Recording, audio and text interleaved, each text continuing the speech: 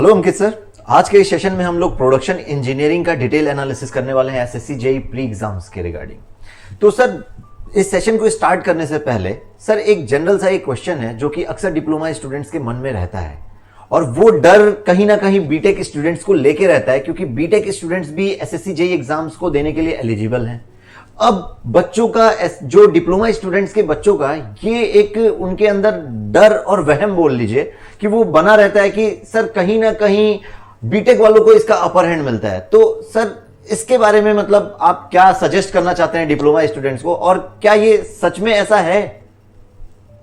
Exactly sir यही question basically मेरे से भी पूछा हुआ है काफी बार स्टूडेंट्स ने क्लास में कि आप एज ए डिप्लोमा स्टूडेंट हमें काफी फियर रहता है कि कहीं ना कहीं बीटेक 4 ईयर का होता है और कहीं ना कहीं वो डेप्थ में पढ़ते हैं। तो जब डेप्थ में पढ़ते हैं तो कहीं ना कहीं उनके पास वेटेज भी ज्यादा हो गया कि आपने स्कोर ज्यादा कर रखा है, आपने ज्यादा अपना वेटेज को कवर कर रखा है। तो ऐसा ये आपका एब्सोल्युटली मिथ होता है, ठीक है। मिथ होता है क्यों? क्योंकि कहीं ना कहीं जो बीटेक स्टूडेंट हैं वो एग्जाम देने जा रहे हैं डिप्लोमा बेसिस पर, ठीक है। तो डिप्लोमा बेसिस पर एग्जाम देने जा रहे हैं, तो ऐसा नहीं है कि कहीं ना कहीं उन्होंने टोटल या बहुत ज्यादा पढ़ रखा है। जो बहुत ज्यादा पढ़ा हुआ है वो सर जैसे कि हमारे गेट, ईएससी, ये जो एग्जाम होते हैं वो उनके लिए है, उनकी सिलेबस के अकॉर्डिंग है। बट कहीं ना कहीं डिप्लोमा के बेसिस पर जो हमारा एसएससी जेईई एग्जाम है उसमें जितना सिलेबस डिप्लोमा का है एग्जैक्टली उतने ही क्वेश्चंस आने वाले हैं, ठीक है। तो कहीं पर भी आपको एज ए डिप्लोमा स्टूडेंट ये नहीं सोचना है कि कहीं ना कहीं हमारे लिए ज्यादा मेहनत करनी है या ज्यादा हमें कोर्स को कवर करना है। नहीं, जितना आपका कोर्स है, जितना आपका सिलेबस है, सिर्फ और सिर्फ उतना ही आने वाला है। जैसे कि आपको इसके बारे में और थोड़ी सी क्लैरिटी लेके चलते हैं। जैसे कि मान लीजिए प्रोडक्शन होता है, तो बीटेक में प्रोडक्शन के बारे में अगर आपको पता है तो यहाँ पर जो मेटल कटिंग है उसकी भी डेप्थ है, कास्टिंग है, डेप्थ है। ऐसे ही सारे जितने भी हमारे कंटेंट होता है प्रोडक्शन में वो सारे उसकी डेप्थ आप पढ़ते हैं बीटेक में। जबकि डिप्लोमा में आपको उतनी डेप्थ पर नहीं जाना होता है, और साथ ही आपका जो जेईई का एग्जाम होता है उसमें आपकी प्रोडक्शन इतनी डेप्थ में नहीं पूछी जाती है। तो ये जो आपके पास माइंड में एक फियर होता है, और ऐसा ही ये चीज के बीटेक वालों के लिए भी मैं एक चीज कहना चाहूंगा कि जो बीटेक वाले हैं वो भी अपने आप को ऐसे ना समझे कि उनके लिए बहुत ज्यादा इजी हो जाता है जेईई। नहीं, ये भी आपके लिए मिथ हो जाएगा। क्यों? क्योंकि आपका जो कंटेंट है फॉर मैकेनिकल जो हमारा कंटेंट है वो कहीं ना कहीं, जैसे आप मशीन डिजाइन को देखते हैं तो सर जैसे मशीन डिजाइन में हमें जो बीटेक का सिलेबस है उसके अकॉर्डिंग अगर हम बात करें तो उनके यहाँ पर सिलेबस में रोप, बेल्ट, पुली और साथ ही जैसे साफ्ट, कीज एंड कपलिंग, इनके बारे में बहुत ज्यादा डिटेल नहीं होती है। क्वार्टर जॉइंट, नक्कल जॉइंट, इनके बारे में ज्यादा डिटेल नहीं होती है। But as a diploma student अपने सिलेबस में ये सारी चीजें पढ़ते हैं, और कहीं ना कहीं जेईई के एग्जाम में इनमें से कुछ क्वेश्चंस आते भी हैं। तो यही सारी चीजें हमें आपको देखते हुए चलनी है कि जो हमारे टाइप ऑफ क्लचेस, ठीक है, जो हमारे पास नाम होते हैं पर्टिकुलरली, वो कहीं ना कहीं डिप्लोमा स्टूडेंट ज्यादा पढ़ते हैं। तो ऐसा नहीं है कि बीटेक स्टूडेंट के लिए हमेशा अपर हैंड होता है, नहीं। हाँ, कॉन्सेप्ट बेसिस पर अपर हैंड होता है ऑब्वियस है, बट कॉन्सेप्ट बेसिस पर तो मेन चीज ये होती है ना सर कि अगर डिप्लोमा स्टूडेंट भी अच्छे से पढ़ाई कर रहे हैं या फिर बीटेक स्टूडेंट अच्छे से पढ़ाई कर रहे हैं, सबके लिए सेम है। कॉन्सेप्ट तो सबके लिए सेम है, उसमें कुछ भी नया नहीं आएगा, कॉन्सेप्ट हमेशा सेम रहने वाला है। तो कॉन्सेप्ट में तो आपकी मेहनत पर डिपेंड करता है। ये बिल्कुल मिथ आपके माइंड में है, इसे निकाल दीजिए कि किसी को अपर हैंड होता है, किसी को लोअर हैंड होता है। ये बिल्कुल मिथ है, ठीक है। तो सर ये वाली चीज है, इसको मिथ को निकालते हुए हमें आगे चलना होगा। ओके स्टूडेंट, जैसा कि अभी अंकित सर ने बताया कि ये डिप्लोमा स्टूडेंट्स का एक साइकोलॉजिकल फियर होता है कि इसमें एसएससी जेईई एग्जाम में बीटेक स्टूडेंट्स को एक अपर हैंड मिलता है, ठीक है। तो ऐसा कुछ भी नहीं है, ये एक मिथ है, ठीक है। और आप लोग इसको एक अपने ऊपर एक साइकोलॉजिकल फियर अपने ऊपर हावी मत होने दो। अगर आप एसएससी जेईई का एग्जाम देने जा रहे हो, आप लोगों के लिए एक प्लस पॉइंट ये है इसमें एसएससी जेईई वालों के लिए कि जो एसएससी जेईई एग्जाम का जो पैटर्न जो होता है, जो सिलेबस जो सेट होता है, वो एग्जैक्टली डिप्लोमा स्टूडेंट्स के सिलेबस के अकॉर्डिंग ही सेट होता है। तो इसमें अपर हैंड दोनों के लिए अपर हैंड है, नो डाउट। बीटेक वाले जो स्टूडेंट्स होते हैं वो लोग जो कुछ सब्जेक्ट डिटेल में पढ़ते हैं, ठीक है, जैसे कि प्रोडक्शन इंजीनियरिंग है, बीटेक स्टूडेंट्स इसको प्रोडक्शन इंजीनियरिंग में जो सिलेबस है, जैसे गेट का एग्जाम है जो बीटेक वाले देते हैं, उसमें जो प्रोडक्शन इंजीनियरिंग का सिलेबस है वो काफी वास्ट है, बहुत बड़ा सिलेबस है और गेट के एग्जाम में काफी ज्यादा वेटेज रखता है। लेकिन अगर आप सेम प्रोडक्शन इंजीनियरिंग को अगर आप एसएससी जेईई में देखें तो इसमें मतलब उसका वेटेज 50% हो जाता है सीधे सीधे, मोस्ट प्रोबेबली 50% है। तो सर इसका एक बार हम लोग, वही चीज मैं कहना चाह रहा हूं कि एक बार प्रोडक्शन इंजीनियरिंग का हम लोग डिटेल एनालिसिस करके देखते हैं ताकि आगे बच्चों के लिए भी क्लियर हो जाएगा। ओके स्टूडेंट, जैसे कि हम देखने वाले हैं प्रोडक्शन टेक्नोलॉजी के बारे में, तो प्रोडक्शन टेक्नोलॉजी को हम साथ में देख रहे हैं मटेरियल साइंस के। तो material science plus production technology का जो हमारा वेटेज होता है वो अराउंड एंड अराउंड 12% होता है। तो उस 12% को अभी जैसे हम डिस्कस कर रहे थे कि बीटेक स्टूडेंट्स के लिए जो प्रोडक्शन टेक्नोलॉजी होता है वो कहीं ना कहीं काफी वेटेज रखता है in the exams of GATE and ESC. But अभी ये जो हम डिटेल एनालिसिस करने वाले हैं उस डिटेल एनालिसिस को अच्छे से देखना होगा आपको, क्योंकि कहीं ना कहीं जैसे बीटेक स्टूडेंट देखते हैं कि मटेरियल साइंस को हम गेट में नहीं पढ़ रहे होते हैं, बट जेई में आपको अच्छे से पढ़ के जाना होगा। इसी तरह से अगर मैं डिप्लोमा स्टूडेंट्स की बात करूं तो बहुत ज्यादा डेप्थ में प्रोडक्शन को नहीं लेके जाना है, जितना आपको अच्छे से समझते हुए कि जो हमारे पास बेसिकली जो नेम्स होते हैं कहीं ना कहीं बहुत ज्यादा इंपॉर्टेंट हो जाते हैं, वहां के नाम जो हम यहाँ पर देख रहे हैं कि पर्टिकुलर अलग अलग, जैसे ऑस्टेनाइटिक होता है, ठीक है, परलाइट होता है, सीमेंटाइट होता है और मार्टेनसाइट होता है। तो ये जो पर्टिकुलर नेम्स होते हैं, ठीक है, उन चीजों की एनालिसिस आपको पढ़नी है, उतना आपको पढ़ना है, ठीक है। तो वो सारे डिटेल एनालिसिस करते हैं, देखते हैं वो डिटेल एनालिसिस। सो अब देखते हैं production technology and material science as a combined subject. तो यहाँ पर जैसे कि हम देख रहे हैं कि production technology and material science, यहाँ पर मैंने वेटेज लिखा हुआ है कंबाइंड का। तो इस कंबाइंड की स्टडी हम करेंगे यहाँ पर कि जो टेक्निकल सेक्शन है जिसमें हमारे 100 क्वेश्चंस हैं, तो उन 100 क्वेश्चंस में अराउंड एंड अराउंड हमें हर साल 12 क्वेश्चंस मिल जाते हैं प्रोडक्शन से एंड मटेरियल साइंस कॉम्बिनेशन से, ठीक है। तो कहीं ना कहीं आप यहाँ पर वेटेज देख पा रहे हैं कि मटेरियल साइंस का वेटेज जो है वो 34% है, 34% समझ पा रहे हैं आप कि अगर यहाँ पर हमारे 12 क्वेश्चन हैं तो 34% काफ़ी एक अच्छा वेटेज रखता है। तो एटलीस्ट आपको यहाँ मटेरियल साइंस को स्किप करके नहीं जाना है। फॉर ए गुड मार्क आपको मटेरियल साइंस स्किप नहीं करना है, पहली चीज़। दूसरी बात कि मटेरियल साइंस में भी क्या क्या चीज़ें पढ़नी होंगी, अगर मैं बात करूँ इन डेप्थ तो थोड़ा सा आपको ज़्यादा लेके जाना होगा मटेरियल साइंस को। मटेरियल साइंस में आप तुरंत ही ऐसे नहीं है कि हाँ ऊपर से देखा और हो गया, ठीक है। थोड़ी सी परसेंटेज आपको कहीं ना कहीं याद करनी होगी, ठीक है। मटेरियल साइंस में जो आपके कॉन्स्टिट्यूएंट्स होते हैं उनकी जो परसेंटेज है वो एटलीस्ट आपको याद करनी होगी, क्योंकि आपको जेई में डायरेक्टली उन परसेंटेज के बेसिस पर क्वेश्चंस देखने को मिलते हैं, साथ ही कुछ प्रॉपर्टीज के ऊपर देखने को क्वेश्चंस मिलते हैं आपको। तो एटलीस्ट आपको जब बात करेंगे हम थ्योरेटिकल एनालिसिस की तो कहीं ना कहीं आपको थोड़ा सा ज़्यादा उसके बारे में देखना होगा मटेरियल साइंस में। तो मटेरियल साइंस में अगर मैं बात करूँ तो जैसे हमारे लिए आयरन कार्बन डायग्राम है, बहुत ज़्यादा इंपॉर्टेंट है, ठीक है। आयरन कार्बन डायग्राम को आपको अच्छे से समझना है। आयरन कार्बन डायग्राम हुआ, साथ में जैसे कि आयरन कार्बन डायग्राम में आपको आइडिया है कि जो हमारे पास हाइपर यूटेक्टाइल स्टील होती है एंड हाइपर यूटेक्टाइल स्टील होती है, तो उसमें कितनी परसेंटेज के बाद से ये hyper and hypo word use करना शुरू कर देते हैं। साथ ही आपको ये पता होना चाहिए जो हमारी यूटेक्टाइल जो इक्वेशंस हैं उसमें आपका कौन सी फेजेस चेंज हो रही होती हैं, ठीक है। ऐसी यूटेक्टिक, ऐसे ही पेरिटेक्टिक एंड ऐसे ही पेरिटेक्टोइड, तो उसमें कौन कौन सी फेजेस चेंज हो रही होती हैं वो आपको पता होना चाहिए। साथ ही हमें ये भी पता होना चाहिए कि ऑस्टेनाइट, पर्लाइट, ठीक है, और जो हमारे पास मार्टेनसाइट हैं, ठीक है, ये फेराइट हैं, वो सारे के सारे किस में सबसे ज़्यादा हार्डनेस होती है। तो जैसे कि आपको पता है मार्टेनसाइट सबसे ज़्यादा हार्ड होता है, तो आपको इस तरह की कुछ ना कुछ प्रॉपर्टीज़ के बारे में ही जेई में डायरेक्टली क्वेश्चन आपसे पूछे जाते हैं। साथ ही हमें बात करनी होगी कि जो हमारे अलॉइंग कॉन्स्टिट्यूएंट्स होते हैं, ठीक है, जो अलॉय होते हैं किसी भी पर्टिकुलर मटेरियल के, तो उसमें जो परसेंटेज होती हैं वो आपको याद करनी होगी, ठीक है। जैसे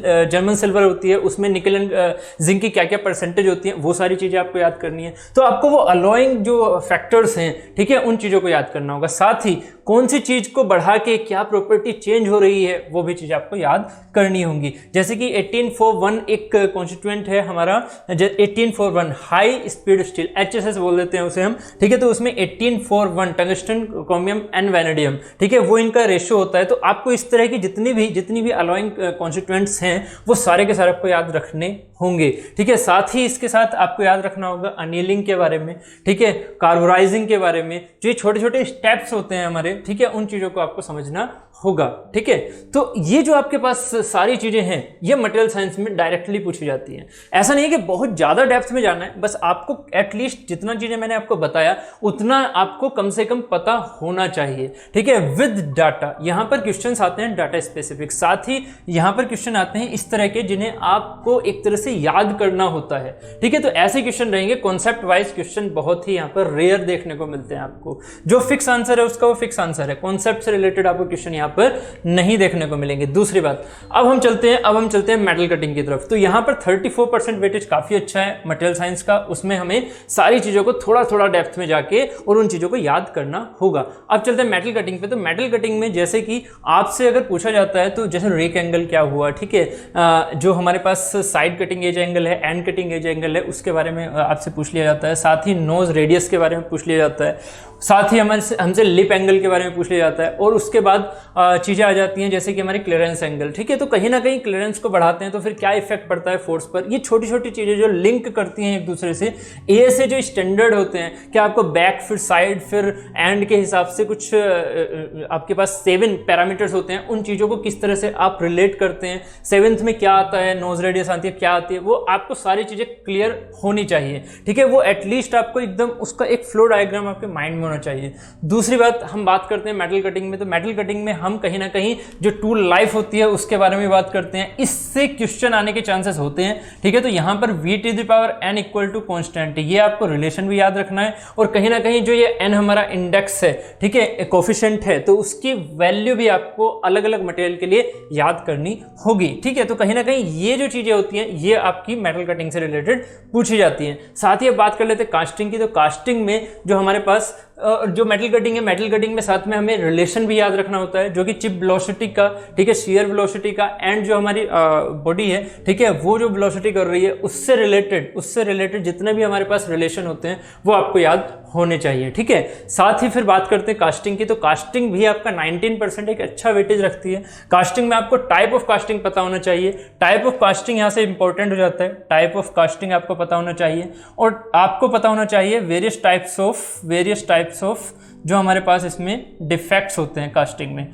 वो सब पता होने चाहिए। साथ ही पता होने चाहिए आपको अलाउंसेस, ठीक है, श्रिंकेज अलाउंसेस, ड्राफ्ट अलाउंसेस, ये सारी चीज़ें आपको पता होनी चाहिए, ठीक है। तो ऐसी कुछ टर्मिनोलॉजी है जो कास्टिंग में डायरेक्टली यूज होती हैं। साथ ही आपको ये पता होना चाहिए कि अलग अलग कास्टिंग, जैसे इन्वेस्टमेंट कास्टिंग होती है, साइंटिफिकल कास्टिंग होती है, तो उनका जो प्रोसीजर है, प्रोसीजर के बारे में आपको पता होना चाहिए उससे रिलेटेड, ठीक है। डायरेक्टली आपको जेईई में इनसे रिलेटेड, प्रोसीजर से रिलेटेड आपको क्वेश्चंस देखने को मिल जाते हैं कि इसमें इस पर्टिकुलर कास्टिंग में क्या चीज होती है, ठीक है। बहुत डेप्थ में नहीं, सिर्फ और सिर्फ प्रोसीजर याद रखना है, टाइप ऑफ कास्टिंग याद रखनी, वेरियस टाइप्स ऑफ डिफेक्ट याद रखने, वेरियस डिफेक्ट्स याद रखने बेसिकली, ठीक है, और साथ में अलाउंसेस, ठीक है।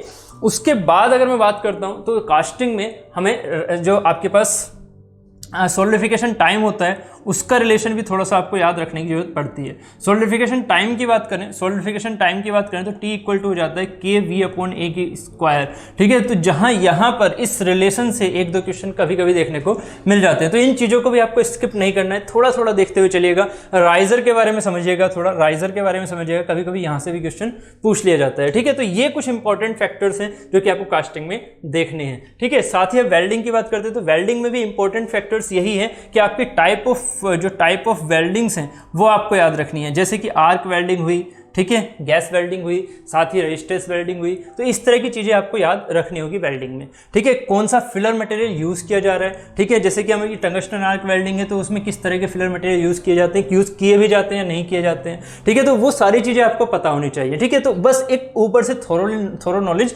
आपको होनी चाहिए वेल्डिंग में भी। साथ ही वेल्डिंग में आपको यहाँ से क्वेश्चन आने के चांसेस बन जाते हैं कि जो हमारे पास पावर इक्वल टू होता है VI, वोल्टेज इंटू करंट, ठीक है। तो यहाँ पर रिलेशन कभी कभी ऐसा आ जाता है कि V फंक्शन हो जाता है I का या I फंक्शन हो जाता है V का, तो उसमें आपसे मैक्सिमम पावर पूछ ली जाती है, कभी कभी ऐसा हो सकता है, ठीक है। बाकी ये जो रिलेशन है ये तो एटलीस्ट आपको याद रखना ही होगा वेल्डिंग के केस में, ठीक है। साथ ही आपसे कभी भी सीमलेस वेल्डिंग के बारे में पूछ लिया जाता है, ठीक है, तो वो स्पॉट वेल्डिंग के बारे में। तो ये सारी जो आपकी टाइप ऑफ वेल्डिंग है उनके बारे में आपको अच्छे से आइडिया होना चाहिए, टाइप ऑफ वेल्डिंग के बारे में आपको अच्छे से आइडिया होना चाहिए, ये श्योर है कि वहां से क्वेश्चन जरूर आने वाला है, ठीक है। उसके बाद बात करते हैं मेटल फॉर्मिंग एंड मेट्रोलॉजी। देखिएगा परसेंटेज कितना है, मेटल फॉर्मिंग एंड मेट्रोलॉजी दोनों का परसेंटेज आपका 7% टोटल बैठ रहा है। आप अगर इस पर ज़्यादा टाइम ना देते हुए मेटल साइंस को थोड़ा सा ज़्यादा अच्छे से कर जाएंगे तो कहीं ना कहीं आप इसका कंपनसेशन उस साइड कर लेंगे, बट फिर भी अगर आपके पास प्लेंटी ऑफ टाइम है तो मेटल फॉर्मिंग एंड मेट्रोलॉजी को भी मत छोड़ के जाइएगा। एटलीस्ट मेटल फॉर्मिंग में आपको बहुत ज़्यादा नहीं जाना है, बेसिकली यहाँ पर फोर्जिंग, रोलिंग, ठीक है, एक्सट्रूजन, इन सब चीज़ों को बस ऊपर ऊपर से पढ़ना है। बहुत ज़्यादा डेप्थ में क्वेश्चन नहीं आता है। जितने भी प्रीवियस क्वेश्चंस आए हुए हैं वो डायरेक्ट क्वेश्चंस हैं, ठीक है, कि क्या चीज़ होती है रोलिंग में, क्या चीज़ हो रही है एक्सट्रूजन में, क्या चीज़ हो रही है आपकी जो सीट मेटल ऑपरेशंस हैं या फिर जो फोर्जिंग ऑपरेशन है उसमें। बहुत ज़्यादा डेप्थ में इसमें क्वेश्चन नहीं पूछे गए हैं, बहुत ही कम क्वेश्चन पूछे गए हैं, ठीक है। साथ ही अगर मेट्रोलॉजी की बात करूँ तो मेट्रोलॉजी में भी बस आपको ये पता होना चाहिए कि कौन कौन से हमारे फिट्स होते हैं, जैसे कि हमारे इंटरफेरेंस फिट होता है, इंटरफेरेंस फिट हो गया, ठीक है, साथ ही हमारे पास ट्रांजिशन हो गया, ठीक है, साथ ही हमारे पास क्लियरेंस हो गया, ठीक है। तो इनके बारे में आपको आइडिया होना चाहिए। साथ ही आपको ये पता होना चाहिए वर्नियर कैलिपर, जैसे कि इंस्पेक्शन में इंस्ट्रूमेंट्स की बात करते हैं तो यहाँ पर वेरियस जो आपके पास इंस्ट्रूमेंट्स हैं उनके बारे में आपको थोड़ा बहुत आइडिया होना चाहिए। थोड़ा बहुत आइडिया इन द सेंस जैसे वर्नियर कैलिपर है, ठीक है, वर्नियर कैलिपर हुआ, स्क्रू गेज हुआ, ठीक है, वर्नियर कैलिपर हुआ, स्क्रू गेज हुआ, ठीक है। इन सब की आपको माइक्रोमीटर्स जिसे बोल देते हैं, इन सब के आपको कम से कम जो लीस्ट काउंट्स हैं वो आपको पता होने चाहिए, ठीक है। तो ये जो आपके पास पोर्शन है बहुत ज़्यादा वेटेज नहीं रखता है, बट आपको मटेरियल साइंस बिल्कुल भी स्किप नहीं करना है। Then casting, metal cutting, casting, then welding, ठीक है, ये इंपॉर्टेंट फैक्टर्स हैं। तो प्रोडक्शन वैसे तो आपको ऐसा लगेगा कि यार बहुत ज़्यादा है पढ़ने के लिए, but on the JE behalf of JE आपको बहुत ज़्यादा प्रोडक्शन में डेप्थ में नहीं घुसना है। सिर्फ और सिर्फ उतना ही रखना है जितने क्वेश्चंस प्रीवियसली पूछे गए हैं, या फिर उसी सेंस में क्वेश्चंस को रखना है। जो जितना भी थ्योरेटिकल आप इस चीज को लेके चलेंगे प्रोडक्शन को उतना ही अच्छा है। क्वेश्चंस इसमें न्यूमेरिकल बहुत ही कम पूछे गए हैं, ठीक है, और ना ही ज्यादा इससे रिलेटेड जो न्यूमेरिकल्स हैं वो पूछे जाएंगे, ठीक है। तो आपको कम से कम थ्योरेटिकल जो टाइप्स हैं, बेसिकली टाइप्स एंड प्रोसीजर, उन पर ही आपको फोकस करना है। मटेरियल साइंस में डाटा स्पेसिफिक क्वेश्चन पूछे जाएंगे, वो चीजें आपको याद रखनी है। क्लियर? तो यहां से हमने प्रोडक्शन मटेरियल साइंस के बारे में समझा। तो स्टूडेंट, अभी आपने देखा कि सर ने प्रोडक्शन इंजीनियरिंग का डिटेल एनालिसिस किया है। तो आपको प्रोडक्शन इंजीनियरिंग जैसा कि डिटेल एनालिसिस जो टॉपिक्स इंपॉर्टेंट है, जिन का सर ने बताया कि इसका वेटेज ज़्यादा है, उसको प्रायोरिटी बेस पे रखते हुए तैयारी करनी चाहिए। अब हम next subject sir theory of machine, जिसको टोम बोलते हैं, और बीटेक में अगर सेमेस्टर में जाओ तो टोम और डोम के नाम से जानते हैं। तो हम इस सब्जेक्ट का डिटेल एनालिसिस करते हैं SSC JE point of view से। तो सर, इस सब्जेक्ट को स्टार्ट करने से पहले एक स्टूडेंट का क्वेश्चन भी ले लेते हैं। सर, वो actually B Tech pass out students का क्वेश्चन है कि सर, जो थ्योरी ऑफ मशीन में एक टॉपिक है वाइब्रेशन। तो जैसा कि हम लोग वाइब्रेशन टॉपिक देखते हैं कि गेट एग्जाम के लिए जो स्टूडेंट बीटेक वाले प्रिपेयर करते हैं, तो जो वाइब्रेशन टॉपिक है वो गेट में इंपॉर्टेंट रोल प्ले करता है। 3 से 4 नंबर का गेट में सिर्फ एक टॉपिक वाइब्रेशन टॉपिक से ही पूछा जाता है। लेकिन उस स्टूडेंट का कहना है कि लास्ट प्रीवियस ईयर में वाइब्रेशन 1-2 में बहुत कम और बिल्कुल इग्नोरेंस के बराबर पूछा गया है। तो क्या मतलब वाइब्रेशन टॉपिक को हमें लीव कर देना चाहिए, हमें प्रिपेयर करना चाहिए? बिल्कुल सर, जैसे कि फॉर एसएससी जेई जो वाइब्रेशन है एक्चुअली वो हमारे सिलेबस में नहीं है सर, ठीक है।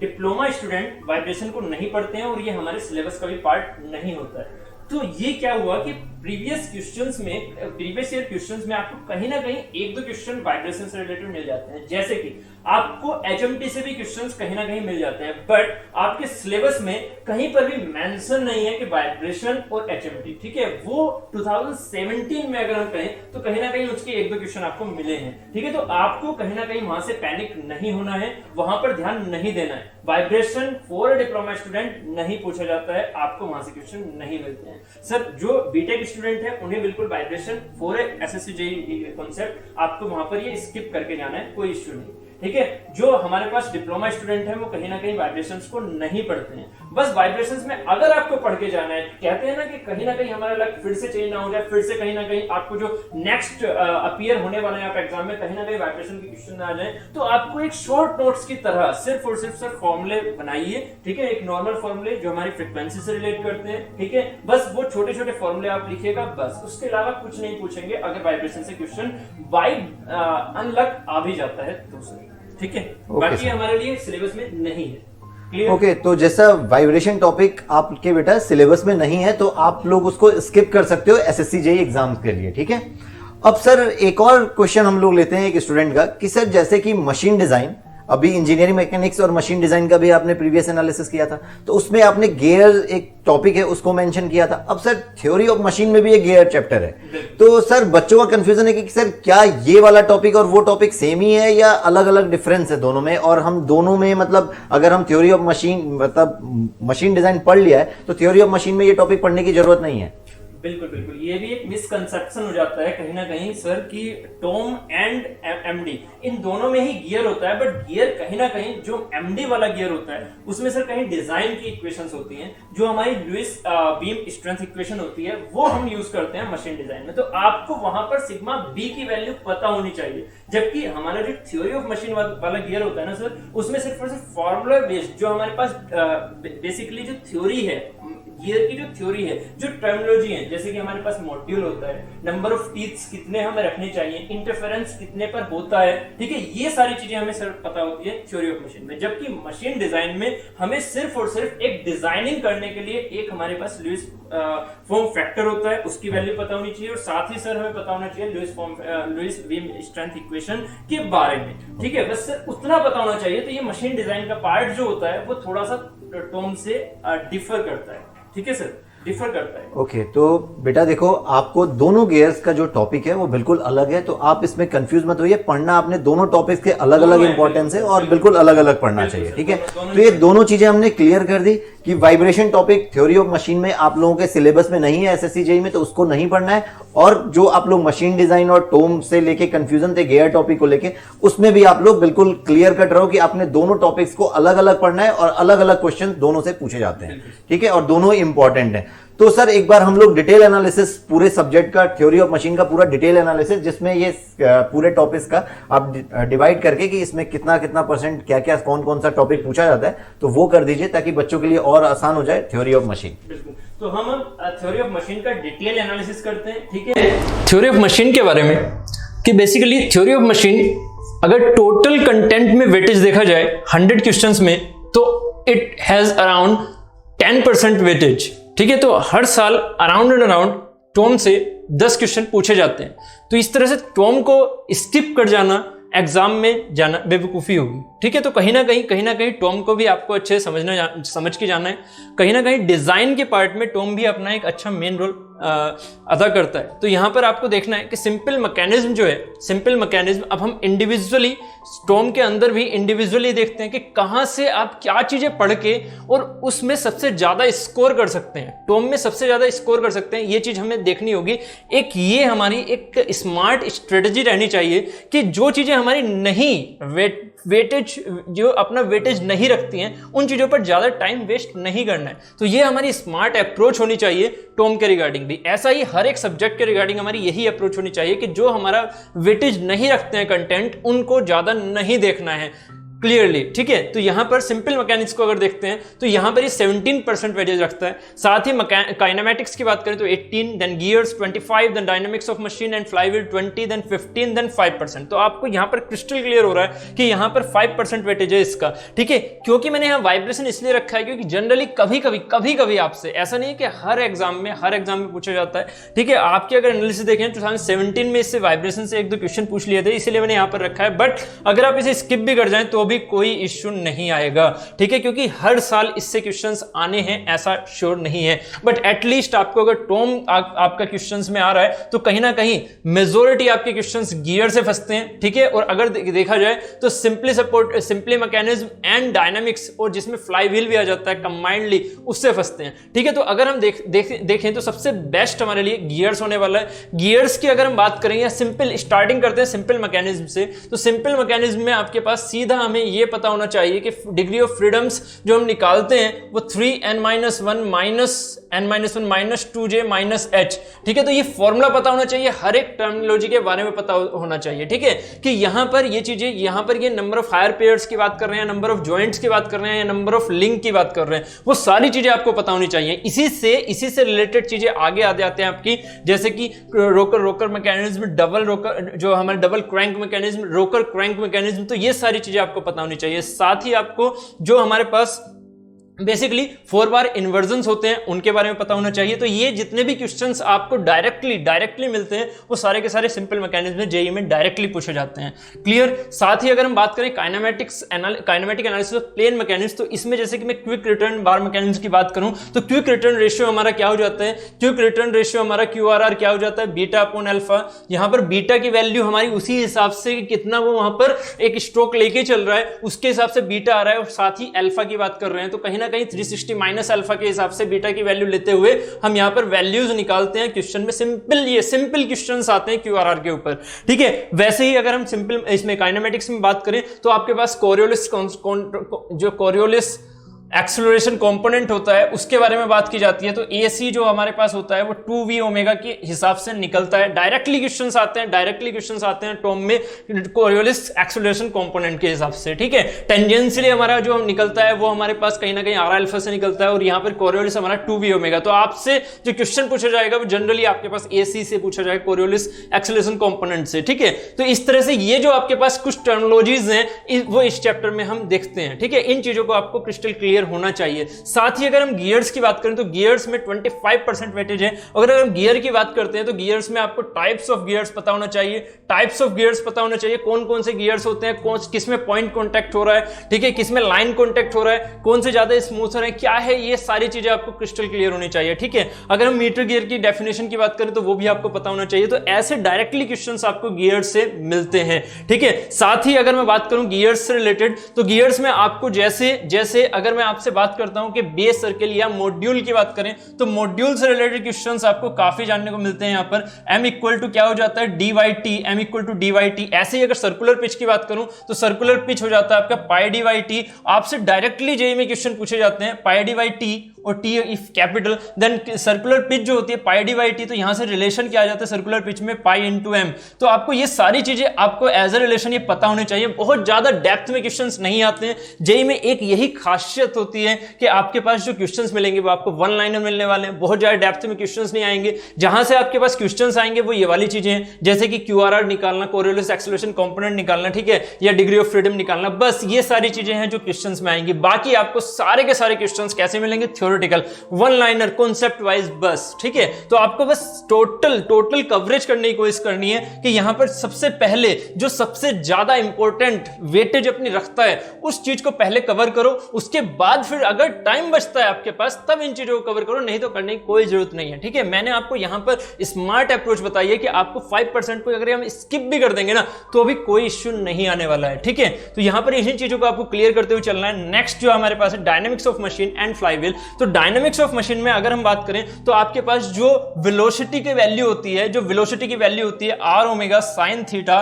Plus sin 2 theta by 2n, ठीक है। ऐसे ही अगर मैं a की बात करूं तो a होता है r omega square cos theta plus cos 2 theta by n, ठीक है। तो यहां से आपके पास एक डायनामिक ऑफ एनालिसिस के हिसाब से यहां पर ये दो चीजें आपको मिलती है। यहीं पर आप थोड़ा सा अगर बैलेंसिंग पढ़ना चाहो तो आप पढ़ सकते हो, यहाँ पे प्राइमरी बैलेंसिंग सेकेंडरी बैलेंसिंग को आप पढ़ना चाहें तो पढ़ सकते हैं, बाकी कोई जरूरत नहीं है यहाँ पर, ठीक है। तो बस ये छोटे से फॉर्मूले आपको याद होने चाहिए बस, ठीक है। उसके बाद अगर हम बात करें तो फ्लाईव्हील का बेसिक कॉन्सेप्ट क्या होता है, फ्लाईव्हील क्यों लगता है किसी भी एक पर्टिकुलर इंजन में, ठीक है। फ्लाईव्हील हम क्यों लगा रहे होते हैं, उसका मेन पर्पस क्या होता है। ऐसे ही सिमिलर गवर्नर क्या होता है, गवर्नर फ्लाईव्हील में डिफरेंस क्या होता है, सिर्फ और सिर्फ आपको ये चीजें पता होनी चाहिए, ठीक है। सिर्फ और सिर्फ ये चीजें पता होनी चाहिए, और उसी हिसाब से आपको अगर फ्लाईव्हील और गवर्नर अच्छे से क्लियर हो गया तो आप खुद देखेगा यहां 35% एटलीस्ट ये वेटेज अपना रख रहे हैं दोनों, ठीक है। तो फ्लाईव्हील के बारे में समझो, फ्लाईव्हील की इक्वेशंस क्या होती हैं, वहां पर टॉर्क की जो वैल्यू होती है उसकी वैल्यू हम कैसे निकालते हैं, टी मीन की वैल्यू कैसे निकालते हैं,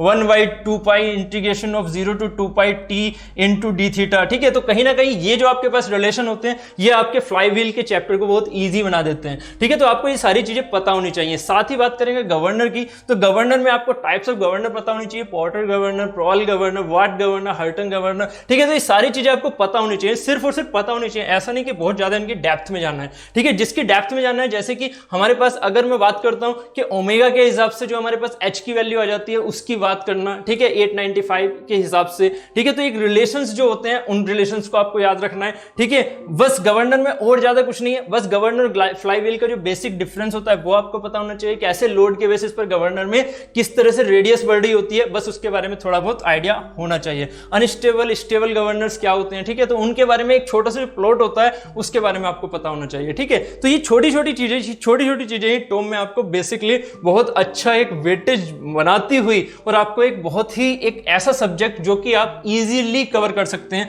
वो चीज दिखाती है, ठीक है। बहुत ज्यादा डेप्थ में नहीं जाना, पता लगा आप गियर्स के अंदर चले जाते हो, डिजाइन जो हम गियर्स का पढ़ते हैं वो मशीन डिजाइन में पढ़ते हैं, हमें वहां डेप्थ में नहीं जाना, हमें सिर्फ और सिर्फ उसकी क्या करनी है, जो न्यूमेरिकल्स बन सकते हैं हमारे वेलोसिटी रेशियो से, ठीक है, उन चीजों को देखना है। वेलोसिटी रेशियो क्या बन सकता है, स्पीड रेशियो क्या बन सकता है, ठीक है, या फिर अगर मैं कंपाउंडिंग ऑफ गियर की देखता हूं तो क्या बन सकती है वो चीजें, ठीक है। रिवर्स गियर क्या होते हैं, ठीक है। अगर मैं बात करता हूं कि एक रिवर्स गियर की बात करें तो किस तरह से वो किस में एग्जाम्पल में यूज होगा, ठीक है, उसके लिए एग्जाम्पल्स क्या हो सकते हैं, तो कहीं ना कहीं वो सारी चीजें आपको पता होनी चाहिए। जैसे वॉच में क्या हो गया, तो इस तरह की चीजें, तो ये जो आपकी फर्स्ट छोटी छोटी टर्मिनोलॉजी है ये पता होनी चाहिए। जेई में आपको बहुत ज्यादा डेप्थ में जाने की जरूरत नहीं है, ठीक है। तो आपने यहां पर इस चीज को, इस अप्रोच को देखा, इस स्मार्ट अप्रोच के थ्रू ही जाना है। 25% गियर है तो गियर को अच्छे से पढ़िएगा, बाकी सिंपल मैकेनिज्म को पढ़ सकते हैं आप, इसे पढ़ सकते हैं, ठीक है। और ये जो पोर्शन है गियर के बाद अगर आप कोशिश करें तो गियर के बाद ये दो पोर्शन आप इसे कवर कीजिए, उसके बाद इन पर जाइएगा